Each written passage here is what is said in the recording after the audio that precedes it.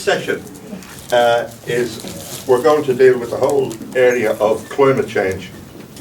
I might say my being in the chair is what people used to say in the union to me, and I used to call battlefield promotions. That's when nothing is planned. Somebody puts their hand on your shoulder and says, "Would you like to do that?" And it was the General Secretary, the answer to, "Oh yes, I'd love to." So we're in here because of a bereavement in relation to Michael Quinn. First, we have two speakers today. We have John Sweeney, who I might mention was involved in a programme on RTE in relation to the D-Day landings and the role that weather forecasters played here in Ireland in those events. And many of us will have seen that programme. And also, he's usually on the television. I know him from predicting doom and gloom and the end of civilization as we know it. But he's here to talk to us today. We're very grateful to him. The other speaker is Patricia McKenna, who has always been involved in this school for many, many years. Has a record as an MEP and is now a barrister. So I'm going to kick off straight with Patricia and get the thing. What we're here to talk about is climate change. Now, it's rightly been described as the greatest challenge facing humankind, and it's linked to that, of course, is biodiversity loss. Now, it's been pointed out over and over again in recent days that in recent times that we're reaching a tipping point in respect to climate deterioration.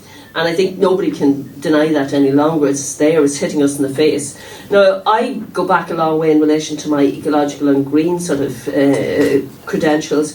Like, the NGO sector has been warning governments, for their failure to really address climate change as a political priority for many decades. And then otherwise they're going to face the dire consequences. Now, not just in Ireland, I know we're focusing a bit on Ireland today, but right across the international community.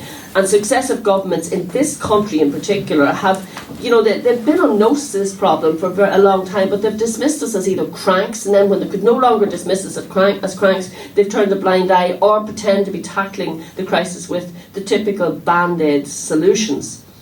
Now, recently Trócaire pointed out that it's not just important for Ireland but for people everywhere, especially the most disadvantaged in the world. And they say that given the devastating impacts of climate change on the poorest women and men in the world, who are being hit hardest by a problem which they did not cause, but of course which they're bearing the brunt of, it's a basic question of respect and justice from their perspective. Now, in the latest Climate Change Performance Index rankings, Ireland rates as the worst performing member of the European Union for action on climate change. And that's 2 years in a row that has happened. The index lists Ireland along with countries like Russia, Korea and Saudi Arabia as the worst performing countries in the world when it comes to climate action. It's amazing to think that a sort of so-called progressive country like Ireland ranks with countries like Saudi Arabia and Korea in relation to climate change action. To be ranked as the worst in the EU itself, is really an indictment of our political failure to stand up to powerful interests and lobbying interests, as well as refusing to face down the huge complacency and inertia within the political, public and semi-state sectors, and that has been the case for many years now. We've seen that they just, they're in a state of denial, or were up until recently. Now, the passage of the fossil fuels disinvestment bill that was passed in July this year demonstrated that elected representatives know very, very well and accept that the vast majority of fossil fuels reserves must remain unburned in Ireland if we're to deliver on the temperature limits adopted by the Paris Agreement. The bill is significant for a number of reasons. Not only does the bill provide a symbolic show of strength by a small country against the global fossil fuel companies, but it will also actively influence climate change policies at an international level, we hope, and encourage others to follow suit. One of the TDs involved in the Dáil, Breach Smith, who has a bill before the Dáil, she said that Ireland needs to invest in renewable energies, put carbon tax on corporations and especially fossil fuel companies. And there needs to be a massive investment in retrofitting homes and public buildings and to make public transport free. That's just in relation to what she's proposing. But it's worth noting that the Dáil has failed to pass. This is her bill, or the People for Profits bill, which is a much needed climate emergency bill, which would show that as a country we are taking climate change seriously and we want to be leaders in relation to addressing it. Instead, what has happened, and it's a travesty of democracy, instead what has happened is that this important bill is being blocked by what so-called thing is called the money messaging, where a bill can't go through the Dáil if it's going to entail spending. But what they've done is they've twisted this in the Dáil to use the money messaging rules to block any kind of progress in relation to private members' bills. And because of the way the Dáil is structured at the moment, there are quite a number of very progressive private members' bills that are just being blocked, saying, oh, that involves money messaging, can't do it. So, the thing is that if their pious words are to mean anything, then the government must act now, because this is an emergency and we can no longer deny that. It means supporting this climate emergency measure bill. It's essential that goes through, which would ban fossil fuel exploration, but would be also moving to banning liquefied natural gases, for example, and massive investments in offshore wind, public transport and retrofitting of homes. It's important that climate action should not be viewed as a burden. It should be rather as it's an opportunity to create a stronger, more sustainable economy for everyone. To do that, however, we have no option but to radically transform our society and economy and to realise that we can't have economic growth and still save the planet. Something has to give. You can't have economic growth and address climate change. The two of them are in complete conflict with each other. We know that we must leave 80% of our proved reserves of oil and gas, coal, etc. in the ground if we're to try and meet the Paris Treaty objectives. So supporting industries that damage our marine environment and wants to find more resources, it's just unsustainable. In fact, it's insane, and it flies in the face of tackling climate change that we're actually looking to explore more of these fossil fuel resources. In its annual review in 2019, the Climate Change Action Advisory Council called for a detailed plan to be published to achieve its commitment and to end the burning of coal at Moneypoint by 2025. We now have cross-party support, apparently, to declare that climate change and biodiversity action, but that's not enough. We need to actually act on it. While we may have cross-party support, the proof is in the pudding, and we haven't actually seen that. In its annual review, the Climate Change Advisory Council's annual review, it gave particular attention to the agricultural sector, and this is something that causes quite a lot of controversy. But it did point out that it's the single biggest contributor to greenhouse gas emissions at 33% of the total. There were calls to reduce the national herd, and there were a number of other things that were used in relation to alternative ways of using land, etc. Now, it's unfortunate, but we just have to accept that we have to start tackling issues like the agricultural industry have to in relation to tackling climate change. And it's also for the sake of the farmers long term to create sustainable farming. And it's not just the farmers' fault, by the way. I think a lot of this as well goes down to what's promoted by the EU. The EU policies in relation to agriculture have been disastrous for this country. They have caused, we just look at it, and I'm going to mention in a few minutes the Mercosur deal, but the EU agricultural policy has been devastating, not just for farmers, but for the environment and for climate. And I think the farmers need to realise this and realise that they need to look at long-term sustainability of the agricultural industry. In relation to their annual review, sorry, I'm just mixed up here now for a second. I think I have two papers. But anyway, what I mentioned first is the Mercosur deal, because I think anyone with any kind of common sense would realise that the Mercosur deal, is the sound well enough? No, that's my ears. The Mercosur deal, it would enable, it just flies in the face of climate change. It would enable the rainforest clearance under the current Brazilian regime, but I don't think at the end of the day it matters really too much which regime is in there. The former, although this regime is worse than some of the others may be, but we don't know. I mean, that's also supposing on our part.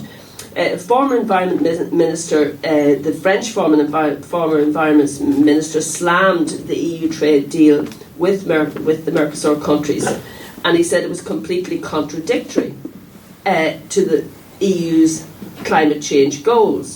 And that was in an interview with Le Monde.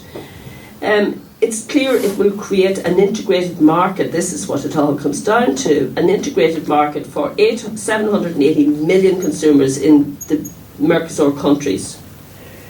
And it will lift tariffs on a range of goods, including cars and food produce. Now, on the car issue, I think it's important to look at the fact that many of the EU countries like France, Germany, Sweden, all produce cars. These are high-end cars. These are going to be exported. When you look at it, it's the interest of the car industry and the big industries at the expense of the planet. The Mercosur deal just is environmentally unsustainable. It flies in the face of the EU's so-called claim to tackle climate change. And at the moment we can see what's happening in Brazil, where there is massive fires taking place. There's very little attention being given to that. Now the fires take place, the land is cleared, therefore it's a free-for-all in relation to facilitating more cattle. But at the end of the day, this is not the way forward. While the agricultural industry in this country are justifiably complaining about the deal at a global level just makes no sense, except if you're a car manufacturer in one of the big EU countries. It makes a lot of sense because you're going to make a lot of profit. And then on the other hand, the farmers here, and justifiably, are criticising the fact that here you have beef being exported halfway around the world at the expense of the rainforest and the global footprint it takes to transport that beef to Ireland. How can that, how can that be sustainable, and how can you actually justify that in light of our so-called claim to tackle climate change and the EU putting itself forward as one of the environmental entities on the planet that is most progressive? It just does not, you can't square that circle no matter how you look at it. And as well as that, we need to be looking, and this is what it comes down to when I mentioned earlier on about agriculture and how the agricultural industry has to look at it and address the problem. They need to look at, move away from the kind of policies promoted by the EU and look at sustainable agriculture and the production of local produce for local needs and less transporting of goods right around the world. And it also creates more local employment. We go into any of our stores here in Ireland, and a vast majority of the produce that we produced locally here many years ago is imported from other countries. It just makes no sense. It also makes no sense in relation to our employment. It makes no sense in relation to tackling climate change, and it makes no sense economically. Subsidies and all that artificially provide for this policy to continue, and our agricultural industry needs to wake up to that fact and stop buying into the propaganda peddled by the EU in relation to the fact that the EU is the best thing that has ever happened to Irish agriculture. It isn't. It's one of the worst things. And it's not just within Ireland, but also right across the European Union. This is what's happening. And of course the same kind of policies have been pursued in other parts of the world. But we need to realise that that is not going to solve our problem. And that the farmers should actually address that. Now I just wanted to mention one other thing, because at the moment you have a lot of hype about climate change. As I said, our national parliament is not doing anything really constructively about climate change. It's been on the cards for many, many years. Back when people didn't take us seriously, you could sort of maybe make excuses, but there's in the last 10 years there's no excuse whatsoever. I mean, it's been obvious to anyone with an ounce of common sense that the climate change problem is no longer possible to deny. Yet our government are, on the one hand, blocking important measures to go through the Dáil. Secondly, just in relation to it's this whole idea of not just of keeping the same policies we have. Globalisation is a major problem. The whole kind of consumerist policies we pursue, the kind of neoliberal policies, just do not tally with trying to address climate change. We have to change our political policies. We have to realise that you can't, and I'll come to that because before I came out today, I just got this on it was a paper by a guy called Emmett Fox in NUI Galway. He was looking at, society, power and climate change and social critique of public climate change recipients. And I just want to highlight a couple of things he said, which are interesting. He talks about the Irish environmental movement. He's talking about, appeasing growth for the sake of decarbonisation. And he says the Irish environmental movement often adopts a reformist position. The Green Party, during their spell in government, he said, gave their support to the green economy. And then Friends of the Earth, he said in 2006, submission to the government's review of climate policy, praised the 1960s switch to economic liberalisation and presented the switch to low carbon as the next great transition for competitive economic growth. The switch, they said, will open the economic opportunities for Irish businesses. They also draw on the same tools for the manipulation used to advance the liberal growth agenda, appeasing to the self-interest and social solidarity. Really what they're saying there is, it's a reformist, keeping the same policies but trying to reform them and trying to capitalise on them. One issue there that came up, has been coming up quite a lot in recent times, is this whole idea of the electric car. I mean, it's probably a good example in relation to, here's a solution. I mean, the electric has to come from somewhere. We're not saying, what we're trying to do is change the way we live, change the way we think. But electric cars are charged by electricity. Where is electricity coming from? People say, it'll all be renewable. It's all very well, it'll all be renewable. Electric cars are not without their faults. You have the lithium batteries, the battery production and destruction. All of that has a huge impact on the planet. And also, where is some of the electricity coming from? It's coming from nuclear. I mean, we have the interconnectors been set up, funded by the European Union right across the board. We have the interconnector between the north and the south, and then it'll go over to England so we can import from Sellafield, even though we've been complaining about the nuclear industry for many, many decades. And you have the French, they're now planning an interconnector between Ireland and France directly across the sea. We're going to be, what's the energy production in France? It's primarily nuclear. So the idea of charging your cars on electricity, which comes from nuclear, is something we need to look at. And also, as I said, the electric cars are not a solution because they have environmental problems connected to them as well. I just wanted to finish on one thing, and that is in relation to, because this is what this paper actually highlights, and it's something worth thinking about, that the way we acquiesce to economic growth. This is the environmental movement and the silencing of the class issue they mentioned as well, because that is a huge issue in relation to mainstream environmental positions in negotiating. He points out that there was a time when environmental movements were not the NGOs were not involved as a social partner. But in 2010, I think it was 2010, is actually when it was when the Greens were in government, actually, that they brought in a huge amount of the environmental movements. I think it was 33 environmental groups, including Friends of the Earth, were invited to join the highly influential development board of the NESC. Now that sometimes can have a negative effect in that suddenly it kind of tones down the NGOs because they're involved now and they have to be careful. He says that this paper, it raises the question that it's possible that the Green Party's subservience mirrors the de-radicalisation properties of the co-option observed among the unions in the NGOs during the social partnerships, where the NGOs, the trade unions were brought in the social partnerships, and then suddenly the trade unions kind of more or less acquiesce. So there is dangers there in relation to that, and I think what we really need is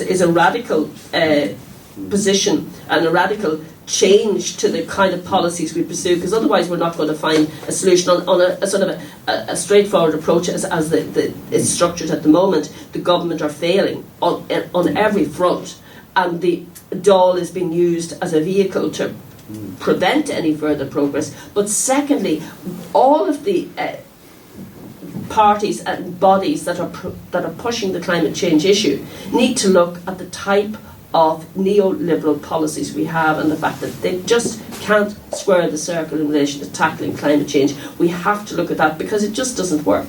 We can't have more growth and at the same time tackle climate change. And we also have to address the fact that we are going to have to change the way we live. We can't expect that we can just go into the supermarket and we can buy produce that has to be shipped halfway around the world, that we would normally not get. It's not in season, those sort of issues.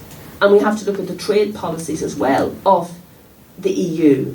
And I'll finish on this one, because the trade policies of the EU, again, are unsustainable in relation to climate change. An example I'll give you is that Africa, which is the biggest producer of cocoa products in the world, makes less than one member state of the EU, i.e. Germany, in a year on cocoa products. That's because the EU will not allow the finished processed product to be exported, to be traded.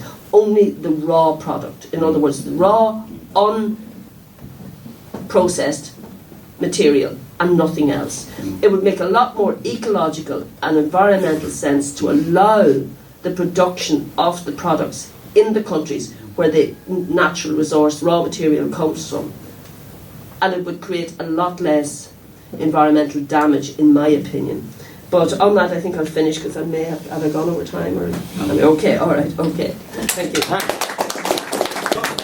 We're going to do a small change now. We're going to pull down, I think John has PowerPoints. Later there'll be a chance to pose questions to Patricia in relation to our paper, which I thought was very interesting. Just to make one point as chairman in relation to changing the way we live. I remember as a child, I used to be brought to a shop in Meath Street in Dublin called Fay's. And in Fay's shop, you could buy a thing called tea. You could buy a thing called butter. You could buy a thing called biscuits, bacon, rabbits hung outside. And the point I'm making is this. And also, we used to bring back jam jars, and we used to bring back bottles and get money for them. We were environmentally sensible, but we didn't know what the word environment was. And we have to think that we've done these things before. They're not actually all that new. Anyway, just a thought. Thanks. Well, good morning, and thanks for inviting me. I should apologise for my dishevelled appearance. I managed to trip over my toes coming in, and I now feel like a very fashionable teenager with a ripped pair of jeans. But not to worry, I'm sure you'll forgive me.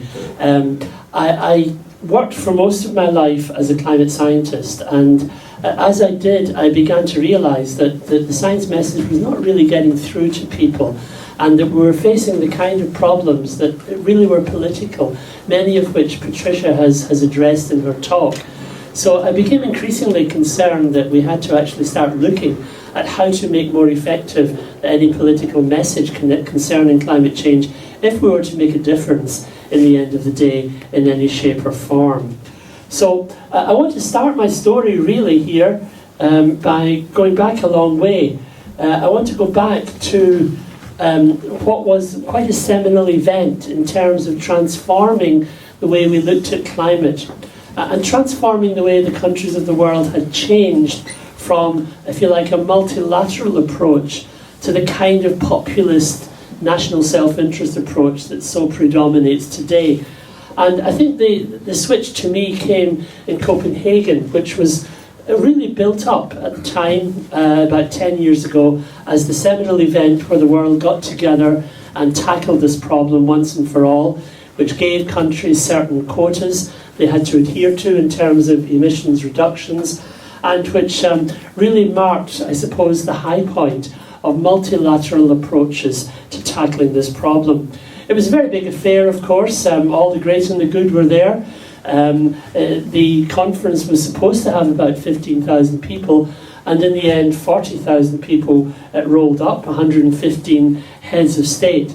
Inside the conference hall the issues were debated, whereas outside the conference hall the people who didn't manage to get in queued up for hours and hours at a time. I was somewhere at the back of this crowd for 8 hours in the queue, and I got to the front door just as the doors closed for that day, and the snow started.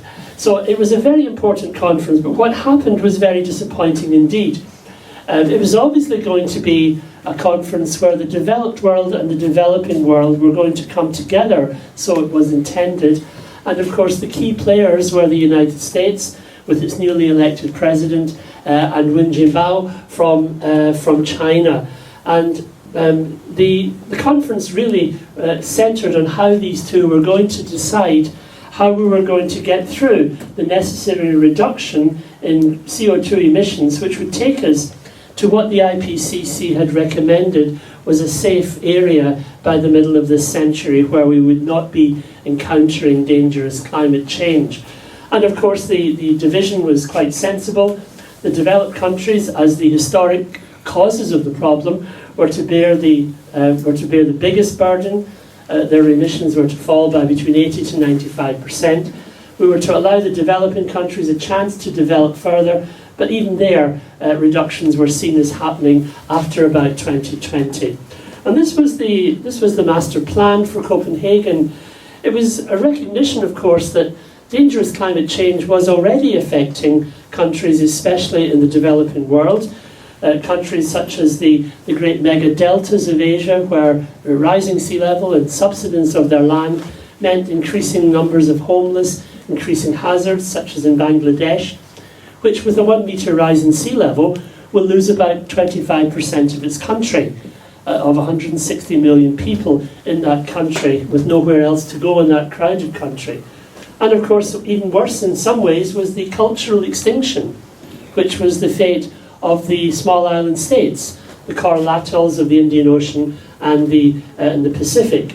And we were already aware very much at that time of the marginal lands of Africa, where when the rains fail, the fabric of society really begins to break down and disintegrate. So those were the kind of underlying things. We knew who the culprits were, because the culprits are quite clearly the big industrialized states of the north, the United States, Europe, China, and Japan, even places like South Korea here, and emerging countries like India making a considerable contribution to greenhouse gas emissions. But you can see how little a contribution was coming from the underdeveloped parts of the world, south of the equator especially. So we have this problem of the causes being the rich countries, but the main victims coming in the developing world. Unless you think that this little island up here is insignificant, if you add up the emissions, we emit here more greenhouse gases than the 400 million poorest people living on this planet. And that's quite a sobering statistic when you think about it. Now, Copenhagen rumbled on for a while. It was chaired by Connie Hedegaard, the Environment Minister of Denmark, for the first week. Later she became the EU Commissioner for Climate Action. But she made a fundamental mistake. And the fundamental mistake she made was that it was a mistake which really developed countries have made again and again and again. And that is lack of sensitivity, lack of consideration for the developing parts of the world. Now, what came from the Danish presidency was a document which I have a leak of here. You don't need to worry about the details in it, but what happened was the developed countries issued this as a final communique, a final agreement, if you like, in advance of the end of the conference, before they had consulted properly with the developing countries. And this, as you can imagine, caused a great deal of antagonism. There was a kind of, here's your lot, which you have to face up to, and this caused the conference to go into a bit of a meltdown.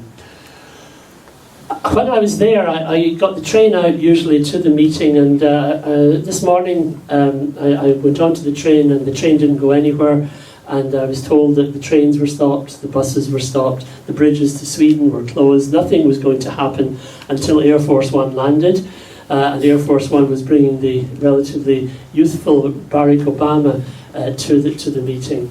And he did, and he came and he made a very good speech. And at the end of the speech, he saw what was happening and decided to try and go directly to Wen Jiabao to try and sort out the problem. So he went up to the Chinese delegation door and knocked on the door. The door opened. A small, lowly official said, "Sorry, Mr. Jiabao is not ready for you yet. Would you just stand over there and wait?" Now you can imagine that's not the kind of diplomatic thing you do unless you're trying to put somebody in their place, and especially the President of the United States. And he wasn't happy, as you can imagine, about that. So he did wait for a while, and then he barged in. And when he barged in, he found a meeting that was taking place unofficially between some of the, if you like, some of the BRIC countries, but especially Zuma, Brazil, China. Brazil here, India, and so on. And behind the conference's back, a document had been hatched, if you like, which had decided the outcome of the UNFCCC process. And that was something which really caused great consternation, especially among those countries that weren't at the table there. You can see Europe wasn't at the table there, for example. It had some good things in it. It had pledges to fight climate change by stopping warming over 2 degrees and so on. It had targets in it. It had adaptation plans in it. It had an attempt to finance the developing countries' efforts at adaptation by mobilising in the Green Climate Fund 100 billion a year from private, public and other sources. And there was a lot of good things in it. But of course it wasn't done at the conference level. And because the conference as a whole hadn't adopted this, it was unofficial. Now the UN system, and this has been the problem of multilateral negotiations all through the last 20 years, has to adopt things unanimously. And if one country objects, then nothing happens. And at this particular conference, of course, the countries that were left out, especially Venezuela, Nicaragua, Bolivia and Cuba, and the low-lying island states, did not accept the meeting's outcome from that small group. So it was simply a declaration. In effect, the conference came to a full stop. It was a failure which had thwarted the plans which had been laid down since previous meetings, but it was important because it represented the emergence of a new world order. A new world order which was supportive of national rather than international priorities. And this was, to me, the end of multilateralism at the time. It was also sad because Europe, which had been in the forefront in the previous 10 years of trying to get successors to Kyoto and trying to get the countries to come together to tackle climate change, was not at that table. And of course it gave a great fillip to the skeptic community, which became active immediately afterwards. So roll on to 10 years nearly, and we find that people were not willing to make that mistake again. People did not want the Paris meeting to go down the same road of that particular car crash. So a great effort was made, most notably by Ban Ki-moon, who really did try very hard to get countries together. And he made a very important point when he came to Dublin in May 2015. He said, look, in Ireland you've been great with developing countries, with giving aid, with missionaries, with all of the things you've done to alleviate the plight of the developing countries, but that's not enough anymore. If you want to fight hunger, you also have to be a leader on climate change.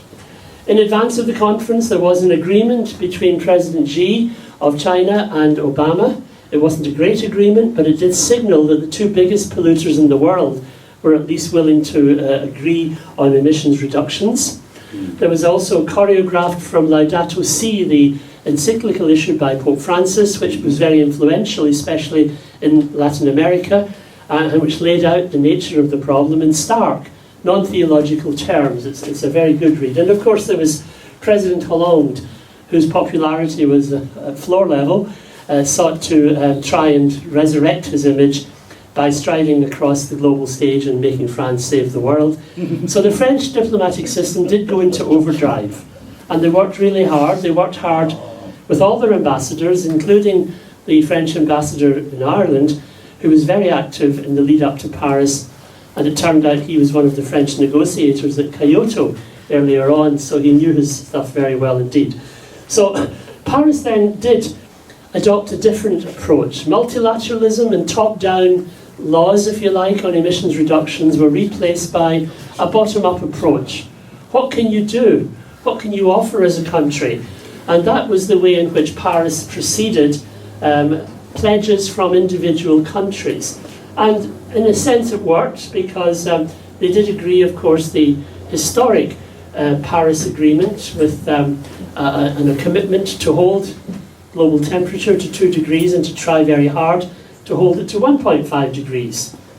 The 1.5 degrees was inserted at the very end of the negotiation here, mainly by the small island states, who said, well, 2 degrees is not enough for us, we're gone at 2 degrees, we need to try a little harder than that.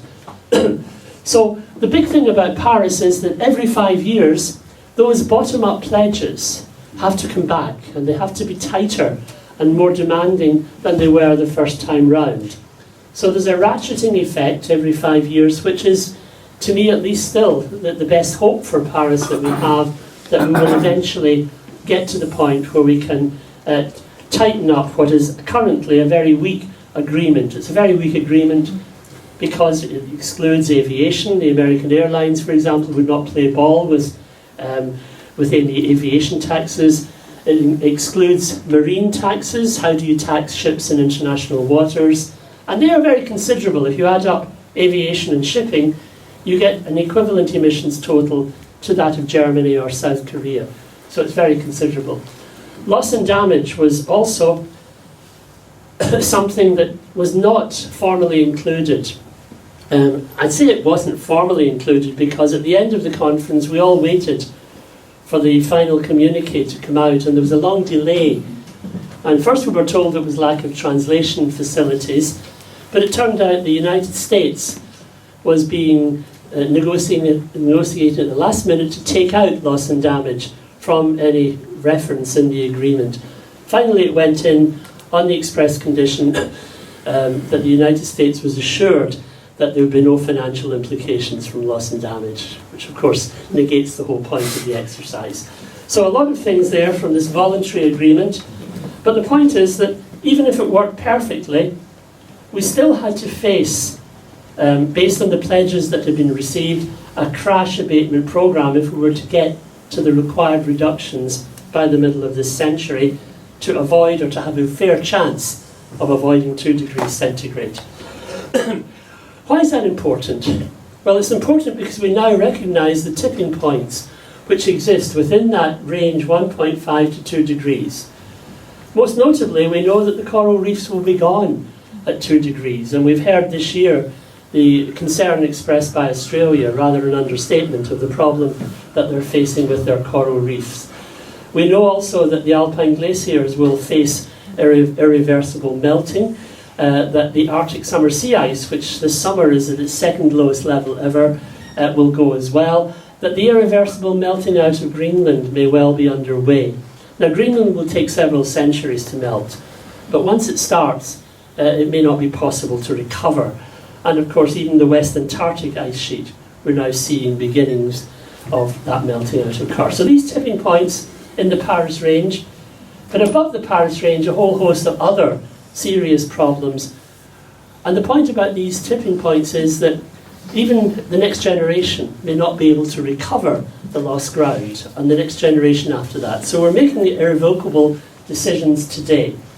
And on top of that, of course, now, with the end of multilateralism, we have the Trump factor coming in, which denies the problem from the word go. And that's something which is really bedeviling the even setting of the rule book for Paris. Paris doesn't become operative until January of next year. So the rule book was supposed to be set in Bonn in 2017, even in Katowice in 2018. And it didn't get finalised in either. most recently because of the antics of President Bolsonaro, who wants credits for saving the rainforest as well as obviously for cutting it down. So you get these problems occurring. And indeed, the problem of unanimity required has bedeviled progress in the COP negotiation process. The Irish delegation here have stories to tell. Europe, of course, far from being a leader, has been paralysed.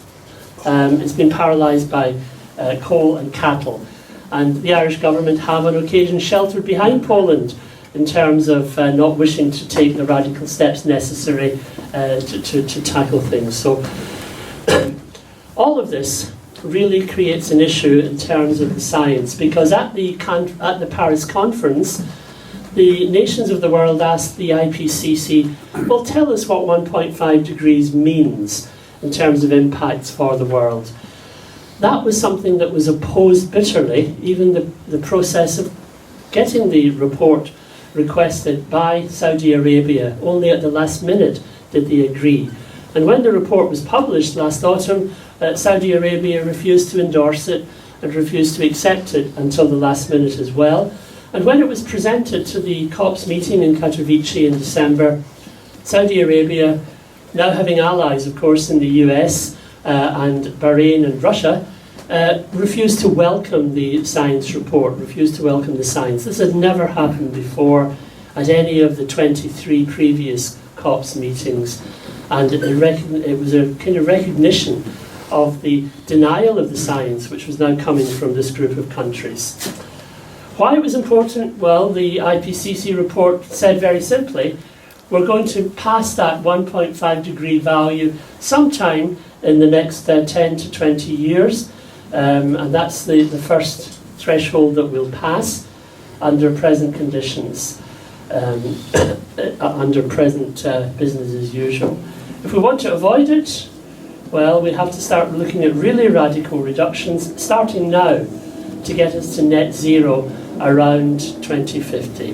That's the only way we'll stop hitting that threshold from actually affecting us. Now, the other thing that comes out of the IPCC report is that because carbon stays in the atmosphere for centuries, the stuff we're emitting today will last for centuries. The stuff we're breathing today in was emitted maybe centuries ago. But it means there's a finite carbon budget.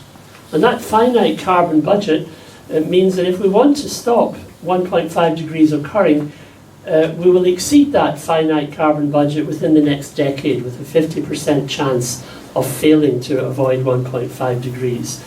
So we have effectively a decade left to solve this problem.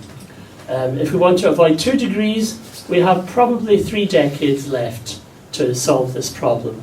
So this is a problem for our generation. It's not a problem that the next generation will have many options for if we don't actually tackle the problem immediately today. And of course, procrastination has always been our problem, because if we had started way back 19, 20 years ago when the problem was clear, the world could have decarbonised at a nice leisurely rate of about 3 degrees per annum. If we'd started even in 2018, we now have a 10% fall necessary per annum, and if we procrastinate for another 10 years, it's virtually impossible to actually achieve that, that target. So there is globally concern about it. The United Nations are having their summit in a few weeks' time. This is what Greta Thunberg is sailing across the Atlantic to attend. The new Secretary General, Guterres, is telling countries, don't come here with any more promises, come here with actions. As far as Europe is concerned, well, as far as the UNFCCC is concerned, then, we're looking for a global stocktake in 2023. We're looking for the ratcheting up of those pledges to be made. But I have to tell you that, you know, they're very soft pledges, and this is my main worry, that when you look at what countries are promising, they're hedged, and they're hedged in a lot of uncertainty. I have 3 for you here to look at. The first is Jordan. And Jordan is saying, well, we're going to reduce greenhouse gas emissions by 14% by 2030, which is admirable. However, if we don't get the money to do that from financial aid, conditionally, we're down to 12.5%. And in fact, you know, unconditionally, if we don't get the money, we'll maybe even go down to 1.5%. So there's an economic hedge built in to the pledge. If you look at the state of Palestine, here, 24.4% by 2040, which is an admirable target, but the pledge is, well, continued occupation of the state of Palestine means we'll maybe only get 12.8%. So there's a political hedge here as well. And finally, Israel, which said it's going to reduce its per capita greenhouse gas emissions by 26%, which sounds great, but you have to look closely at per capita emissions. And if the population of the country increases by 40% in the meantime, then you're looking at an absolute increase rather than decrease. So here is a statistical hedge that you have to be wary of as well. And we see a lot of these from various countries. For Europe, for example, we're also requiring now a whole host of different plans to be finalised. We have a draft plan required from each member state by the end of the year, which has to be finalised by the end of the year with a long-term low-emission strategy. And that's what's exercising the Irish government at the moment. Because the days of aspiration are over. This has to be black and white stuff. This has to be stuff that you can stand over. And that's going to be quite difficult for a country which has long since been used to, if you like, papering over the cracks and not making the hard choices. I'll go fairly quickly. I won't take too long, but just to say the science has continuously improved in terms of how we model the changes. The models are becoming more effective. But one thing that has been developed in the past 5 years has been the science of attribution. 5 years ago, if I was asked in the media, can we attribute this particular storm to climate change, I would have said, no, we can't attribute any individual event to climate change. But now computer science has advanced so that instead of running our models once, we can run them 1,000 times. And we can run them 500 times, if you like, with no CO2 in the atmosphere, and say how often would this extreme event occur under natural conditions, how often would it occur under now with double CO2 or with CO2 at present levels. So we can attribute much more effectively now things like the heat waves that we had this summer, the 2 heat waves in June and July, which were so prominent, especially in continental Europe. We now know that as far as in France and the Netherlands is concerned, without human influence, they wouldn't have occurred other than once in 1,000 years. So we're getting to the point at which climate is now driving our extreme events very effectively indeed. We'll skip that. For Ireland, we know from our own modelling that we face another half degree of warming in the next 20 to 30 years. But our main problem is going to be our rainfall. We know that it's going to be wetter in the west, especially in winter, and drier in the east, especially in summer, posing a twin problem of, first of all, flood problems, especially west of the Shannon, and drought problems and water supply problems for the towns and cities where most of the population live east of the Shannon. So these are our difficulties that we have to face, and our extremes are beginning to increase as well. We've had the stormiest winter on record in 2013-14. We've had the wettest winter on record in 2015-16. We've had extreme events in places like Donegal as well. And we've had, of course, a very unusual Hurricane Ophelia, which went the wrong way across the Atlantic and nearly brought a hurricane, full-fledged hurricane, to our shores. It just lost its hurricane status south of Kerry here. So we're getting unusual events indicating that the jet streams are really getting disrupted, and we get these correspondence of really cold conditions for a time in Europe with relatively mild, in North America, with relatively mild conditions in Europe. We had a really mild February this year, for example.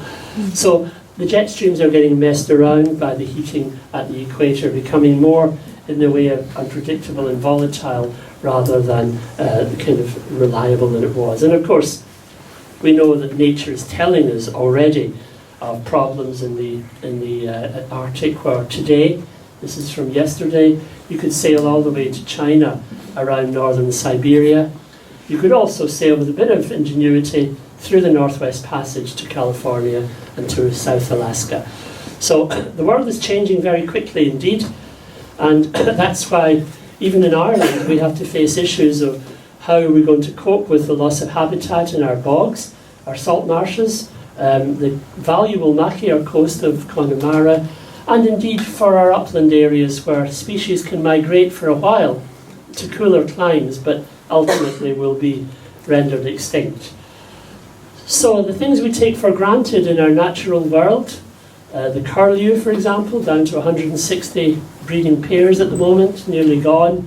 Even commercial or quasi-commercial species like salmon, certainly the cold-loving species like Arctic char. These are all going to be casualties of our continued changes in climate. So, what kind of Ireland do we want to leave behind as a legacy? Certainly not one that's overrun by invasive species, such as the giant rhubarb here, and so on. Now, all of this has been known. This is not new. And at the last COP conference in Katowice in December, many of the world's countries said, look, this is not working. We have to do something more radical. We have to step up to the plate and make more extreme reductions in emissions. And about 25 or so countries got together and decided to issue their wish list and their particular commitment, irrespective of what COP would agree, the Conference of the Parties would agree. These were some of the countries, and they include countries that you might not expect at first sight to be part of. Countries like the Marshall Islands, for example, you might expect to be involved in the concern. But you can see the developing countries willing to make sacrifices with some big developed countries. Ireland refused to sign the agreement, which is quite a notable exception, which you won't hear too much about.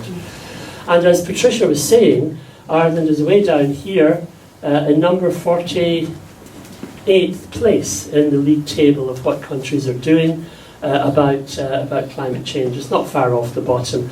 It's in the relegation zone, you might say, very much in this case. So, finally then, are we doing anything credible about it? And of course the Minister has been going around the country selling the Climate Action Plan, which was the outcome of the joint Oireachtas committee meetings. And there are some good things in it, it has to be said. It does recognise the importance of the carbon budget. It does establish an action delivery board, and it does put the Taoiseach as the man in charge. And this is crucial. It's something the NGOs have been arguing for 10 years, that the only way you bang heads together between transport, agriculture and environment is having somebody outside that, like the Taoiseach, calling the shots. Strengthening the Action Council, carbon impact assessment for government investments, and a new law coming into place, hasn't even arrived in the Dáil yet, but it will enshrine the 2050 targets. However, the negative aspects are it's all geared towards 2030, and if you look at what all of that would amount to, it amounts to an emission reduction rate of 2% per annum. And that's terrible, that's feeble. Even if everything worked perfectly, that is simply not enough and not convincing enough.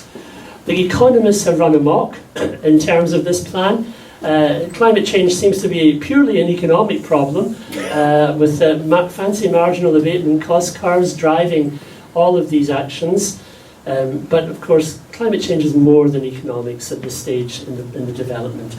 But of course, the costs of doing things is always touted, never the costs of doing nothing. What will be the costs of, a storm in the Dublin Bay area with a 2-metre rise in sea level? Yeah. It's huge. It's much more substantial than people will appreciate.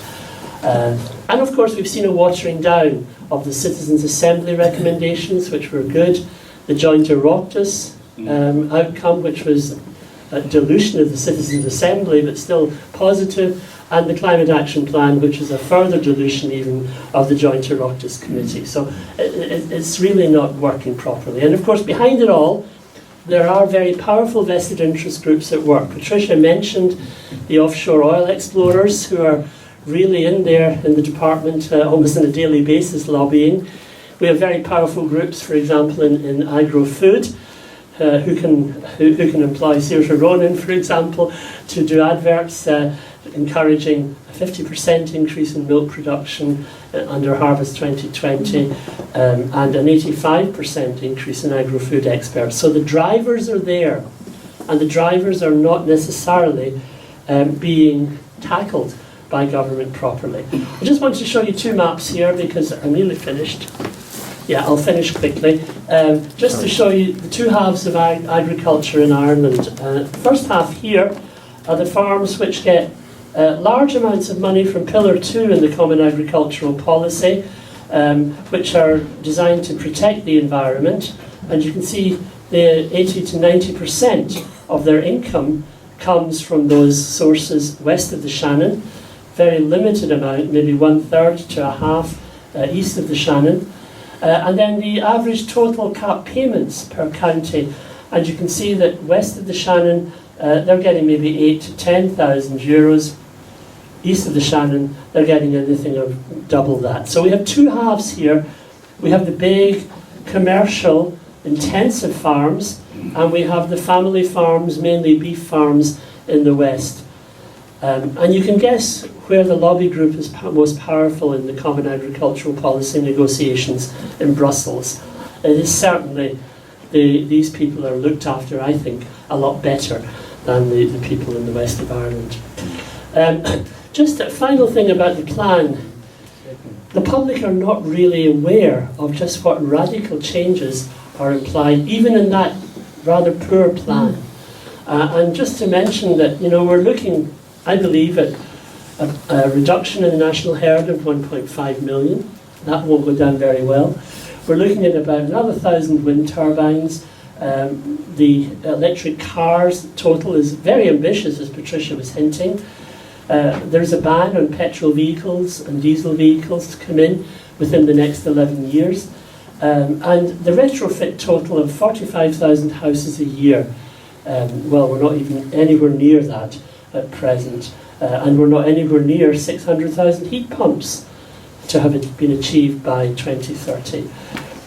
Afforestation will solve some of the problem, but very, very limited in terms of what you can get sequestered by forests. So we face really problems where the only way out is mitigation, the only way out is reduction. And the only way out ethically for Ireland is also to recognise that it has no right to corner a larger part of the remaining global carbon budget than it has at the moment.